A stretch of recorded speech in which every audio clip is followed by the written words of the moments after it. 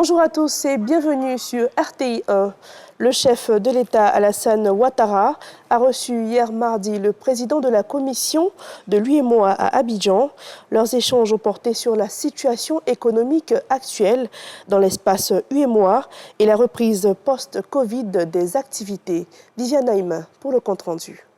À Abidjan, dans le cadre de la table ronde des bailleurs de fonds pour la mobilisation des ressources pour le financement du programme régional de développement de l'économie numérique et également le financement de la stratégie des pôles énergétiques de l'UEMOA, dont la Côte d'Ivoire, le Sénégal et le Niger constituent les grands réservoirs de l'Union en raison de leur fort potentiel énergétique, le président de la commission de l'UEMOA, Abdoulaye Diop, a été reçu ce mardi 28 novembre par le président de la République Alassane Ouattara au palais présidentiel.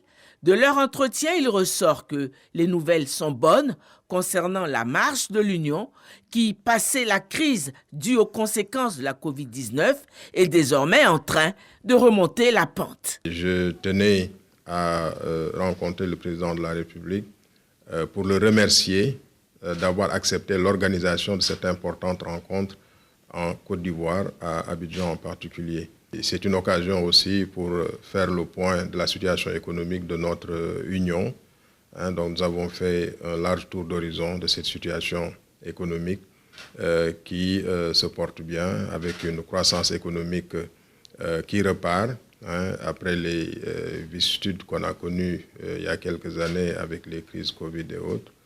La croissance économique est au rendez-vous dans notre Union, évidemment avec la Côte d'Ivoire comme pays leader. Les autres indicateurs macroéconomiques également sont dans la bonne direction. Et nous avons aussi passé en revue les aspects liés au fonctionnement de nos organes.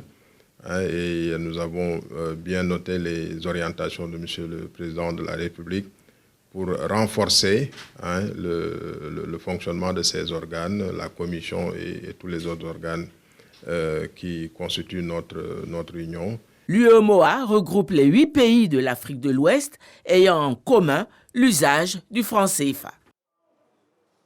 Le président du CESEC séjourne au Qatar. Eugène Akaouele s'est entretenu avec le vice-président de la Chambre de commerce et d'industrie du Qatar. Parmi les points clés abordés figure le développement harmonieux et durable des villes et des régions ivoiriennes. Autre point au Sénégal, la Côte d'Ivoire a remporté les 3 premières places de la 3e édition du prix Macky Sall pour la recherche. Les vainqueurs ont reçu leur prix des mains du président sénégalais. Doté d'un fonds de 2 milliards de francs CFA, ce prix vise à promouvoir les résultats issus de la recherche et de l'innovation. Dans l'actualité internationale au Kenya, le bilan s'alourdit. Au moins 120 personnes sont mortes dans les inondations qui submergent le pays. Plus de 89 000 familles se sont réfugiées dans des camps. Le Kenya, l'Éthiopie et la Somalie subissent des pluies torrentielles liées au phénomène météorologique El Niño. Dernier point d'actualité, en Inde, les 41 ouvriers coincés sous terre depuis 2 semaines ont tous été évacués.